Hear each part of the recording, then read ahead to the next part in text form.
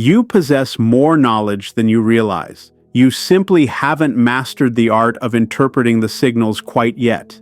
Every individual leaves a trail of evidence, and the 18 psychological truths of Nietzsche will provide the roadmap to identify and decode them. This represents a skill that is rarely taught, yet once it is perceived, it becomes impossible to ignore. This presentation is not merely a collection of superficial tips or basic advice. It is a thorough investigation organized into 3 significant segments, with each one building upon the foundation of the previous one. If you bypass any part, you will forfeit the profound insight that makes this system truly effective. Remain engaged, because by the conclusion of these 3 sections, your comprehension will extend beyond others and deep into your own identity in ways you never anticipated. Since childhood, you are conditioned to rely on what people vocalize. Dialogue serves as our primary exchange. However, Nietzsche cautioned us against being deceived by vocabulary because individuals rarely speak from a place of pure honesty. They communicate from a drive for survival, from the demands of the ego, or from underlying anxiety. The exterior of a person's character is not their true self. It is their protective casing. Someone who appears excessively polite may not possess genuine kindness. They might simply be terrified of being cast aside. The person projecting an image of resilience may be falling apart internally, desperately hoping their fragility remains unnoticed. The most misleading aspect of human nature is that people are often unaware of their own performances. Most are merely players in a script they did not author. Their expressions, their viewpoints, and their inflections are all calibrated by what previously ensured their safety.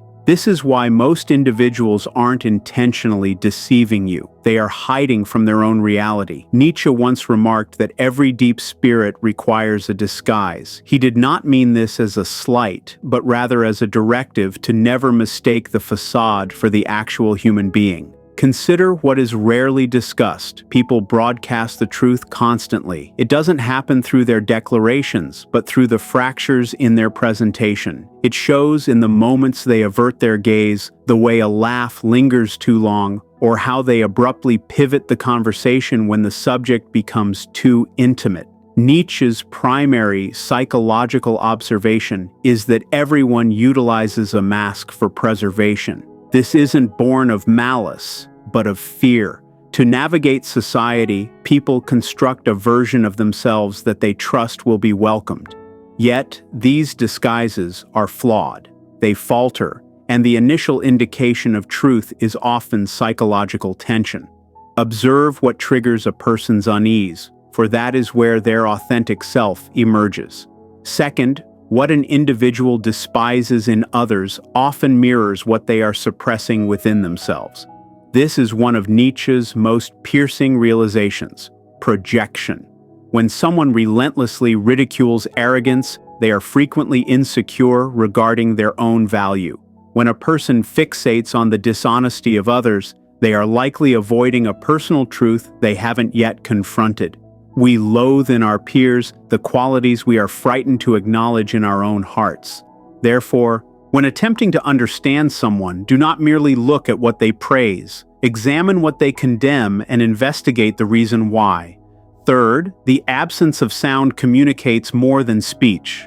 Nietzsche did not believe that reality was found in chatter. In fact, he viewed common language as a mechanism for the masses, often employed to sidestep the weight of existence. When an individual hesitates before responding, when they sidestep specific themes, or when they provide hollow, practiced answers to profound inquiries, that stillness carries more weight than any words. A person fleeing from vulnerability is actually disclosing everything about their terrors. Fourth, an overabundance of virtue is frequently a cloak for vanity. Be cautious of the individual who loudly advertises their moral purity, the person constantly reprimanding others or delivering lectures. Nietzsche identified this as the drive for power in a different form. Occasionally, morality turns into a shield for a sense of superiority. The more intense the display of virtue, the higher the probability that something is being concealed behind the curtain. Genuine integrity does not require an audience. Fifth, People do not deceive you at the start, they deceive themselves first. This realization alters your entire perspective. The falsehoods you hear, statements like, "I am fine" or "I don't care," are not intended to damage you. They are narratives they have repeated so many times that they have come to believe them. Nietzsche viewed self-delusion not as a sin, but as a survival tactic, a method to keep moving forward in a difficult world. When someone's account seems inconsistent, do not assume they are trying to trick you. Recognize that they have been tricking themselves for much longer. These very contradictions are what make deciphering them possible. Sixth, wherever a person asserts dominance, they are masking a sense of inadequacy. This is classic Nietzsche. He argued that a sense of superiority is frequently an overcompensation. If an individual constantly highlights their successes, they likely dread that they are fundamentally insufficient. If someone belittles others casually, they are probably haunted by the fear of being disregarded. Authentic self-assurance does not need to compete. It simply exists. If you see a need to rule, manage, or validate, look closer. Behind the authority, you will often discover a frightened child clutching a scepter. Analyzing others is not about passing judgment. It is about grasping their fundamental essence. When a person interrupts you, you now recognize it isn't always conceit. It might be the panic of being erased. When someone shares constant updates about their joy, it might actually be a plea for support. When a person avoids your eyes while claiming they are okay, you know to trust the body language over the sentence. Apply these insights not to obtain control, but to offer empathy. The more vividly you perceive a person, the harder it becomes to harbor resentment toward them. That was Nietzsche's true objective. He didn't want you to see through others to manipulate them. He wanted you to see through them to stop being misled and start forming real bonds. If you have ever looked at someone and felt you were only seeing a surface layer or wished you could translate the subtext beneath the mask, share your thoughts. Let's discuss those instances when someone's true self was revealed without a single word being uttered. If this perspective helped you view the world differently, stay connected. There is much more to explore as the remaining truths of Nietzsche are revealed. It is one thing to identify the mask, but it is entirely different to witness it beginning to break. If you have been observant, you have likely seen it. A flicker of agitation when a belief is tested, a shift in tone when a topic hits home, or a nervous giggle that contradicts the situation. These are not accidents, they are leads. If you know what to seek, you will realize that people are not complex to read. They are simply afraid of being truly seen. In the first stage, we looked at how people build personas for safety, but now we move into the territory where those personas start to crumble. Nietzsche believed the self is not a fixed entity, but a performance, a collection of roles meant to endure life. The moment that performance is jeopardized, the truth spills out. Most human behavior is fueled by anxiety. Let's begin there because it is more common than you might assume. Seventh, the majority of actions are driven by subconscious dread. Ask yourself why someone feels the need to explain too much. Why do they take over a room or retreat into total isolation? Why do they agree when they clearly disagree? It is fear. Fear of being left, of being mocked, of failing, or of losing face. Nietzsche understood that humans rarely move toward pure ambition. They move away from the threat of losing status, affection, or self-regard. When you want to understand someone, stop looking at what they claim to want and start asking what they are terrified of losing. That is the location of the truth. Criticism serves as a reflection. The next time you hear someone constantly finding fault in others, pay attention. Eighth, when criticism becomes excessive, it is an act of projection. The man who ridicules emotional vulnerability may be terrified of his own internal world. The woman who insults the looks of others may be fighting a private battle with her own mirror. Nietzsche taught that judgment is rarely about the target. It is about the judge. When you hear a pattern of critique, do not focus on who is being attacked. Look back at the one speaking. What or aspect of their own life are they trying to reject? Projection is a confession of where a person's pain resides. Confidence is frequently a costume for regret. You have likely encountered the person who seems entirely certain, always in command and perfectly composed. Yet, if you observe closely, you will see the tightness in their posture or their habit of over-preparing. Ninth, guilt often hides behind a facade of false assurance. Nietzsche saw this in those who perform certainty because they are terrified of being exposed. When someone is perpetually confident, search for the guilt they are attempting to suppress. Perhaps it is a past mistake or a version of themselves they are trying to disprove. True inner peace does not need to perform. If someone seems too polished, do not be intimidated. Be inquisitive. Exaggeration often betrays a hidden reality. This is a subtle yet potent indicator. 10th, people reveal their secrets through hyperbole. Someone who repeatedly insists they don't care about opinions usually cares the most. Someone claiming constant happiness is likely masking the opposite. Exaggeration is a tell. It is the ego trying to shout over the sound of doubt. Nietzsche believed that any form of extremism signals a lack of balance rather than strength. When statements sound too absolute, ignore the words and read the insecurity beneath the volume. The question is, what are they trying to drown out? The obsession with control often masks internal disorder. We look for control in our careers, our partners, and our habits. But for some, the need for control is an obsession. 11th, those who demand external order often fear internal chaos. Nietzsche saw this clearly. When the inner world is messy, the outer world must be managed with intensity. If an individual micromanages every detail or cannot tolerate change, it is not a sign of strength, but a sign that they feel they are losing their grip internally. Instead of resenting the controlling person, see them as someone terrified that everything will collapse if they let go. The more rigid the exterior, the more delicate the interior. Performance is often a shield for an empty center. This is a haunting insight that applies even more today. 12th, the more frantic the performance, the more hollow the core. Look at the energy of social media, the constant need for validation and the curated identities. Nietzsche did not see this as power. He saw it as a lack of self-assurance. When life looks like a show, it is a whisper of a need to be seen. A person who knows their own value doesn't need an audience. You can likely feel the change now. You enter a room and the patterns start to speak louder than the voices. You see the constant interrupter and recognize their fear of being forgotten. You see the boaster and feel their hidden wound. You aren't reading minds, you are interpreting the mask using the light Nietzsche provided. This is a responsibility because once you see the suffering behind the polished smiles, your perspective on humanity shifts. Reading others is not about leverage, it is about offering grace.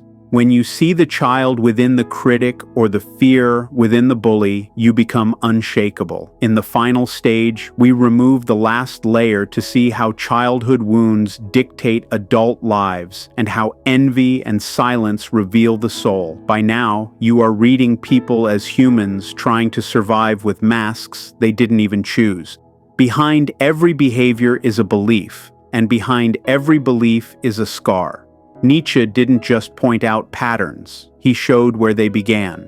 13th, no one communicates through logic, they communicate through pain. You might believe people are rational and make decisions based on evidence, but Nietzsche argued that beneath every logical stance is an emotional injury. A person might claim they don't believe in love, but they aren't stating a fact.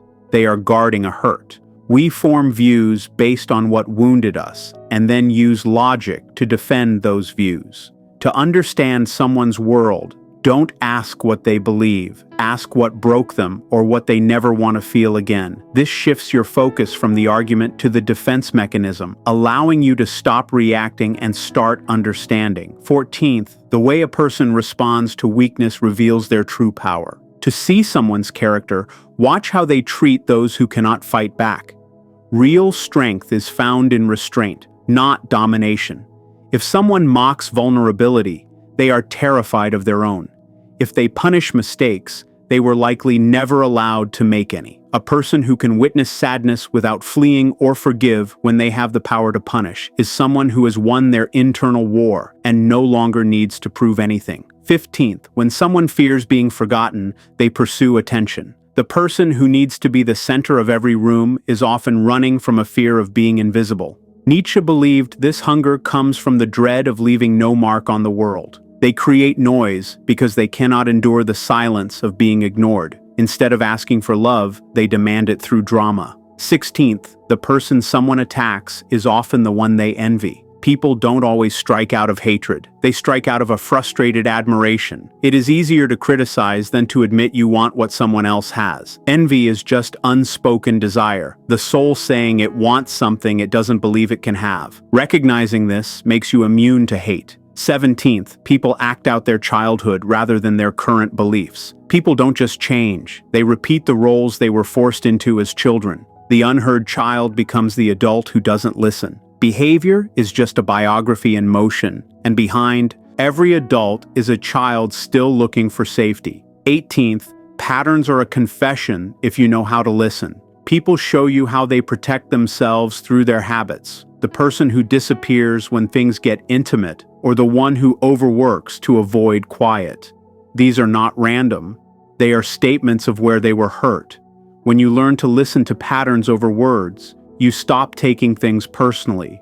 You become a mirror that offers grace rather than a weapon that causes more pain. You are not just reading others, you are remembering your own humanity. Reflect on these truths as they apply to your own patterns and fears as much as anyone else's. This is the beginning of a new way of seeing, an awakening to the fact that what we judge in others is often what we carry ourselves. Which of these truths resonated most with you? Let's discuss these honest moments as we learn to see what is hidden and become who we truly are. Since you are ready to continue the exploration of these psychological layers, we will now transition into the deeper application of these principles. Having identified the masks and the cracks where the truth leaks out, we must examine the internal architecture that sustains these behaviors. It is not enough to simply observe the patterns. One must understand the momentum behind them and how to maintain this clarity when the world attempts to pull you back into the surface-level illusion.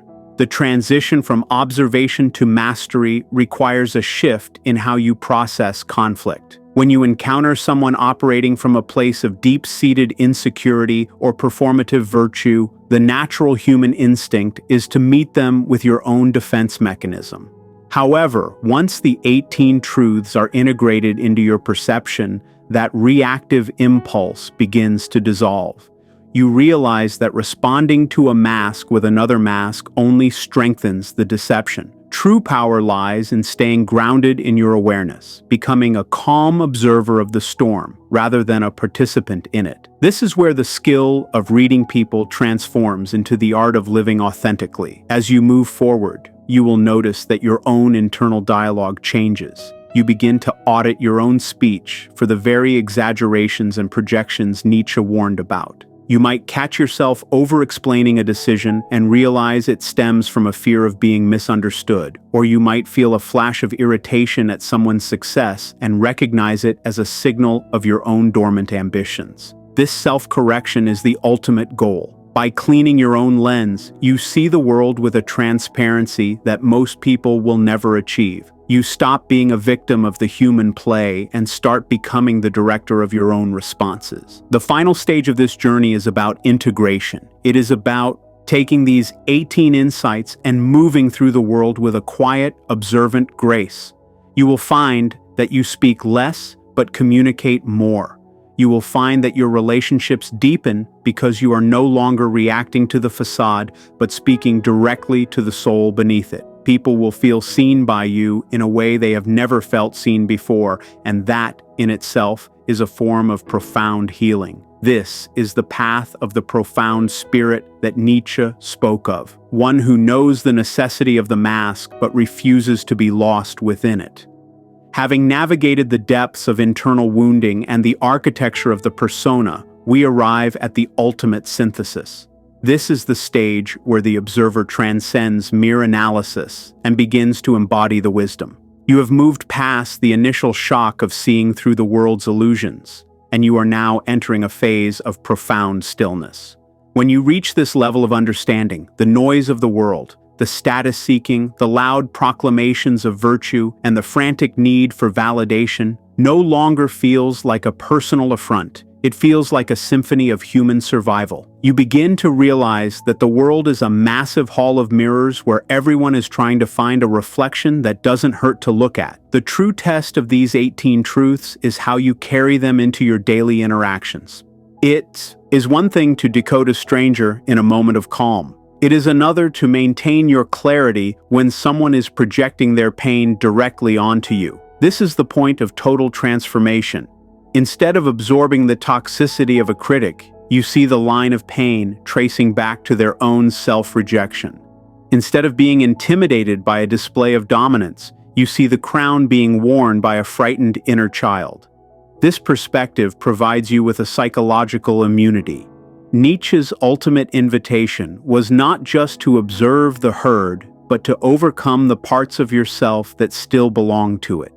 This final part of the journey is about radical self-honesty. You must ask yourself which of these truths you are currently living out. Are you exaggerating your happiness to drown out a quiet doubt? Are you criticizing in others the very freedom you are too afraid to claim for yourself?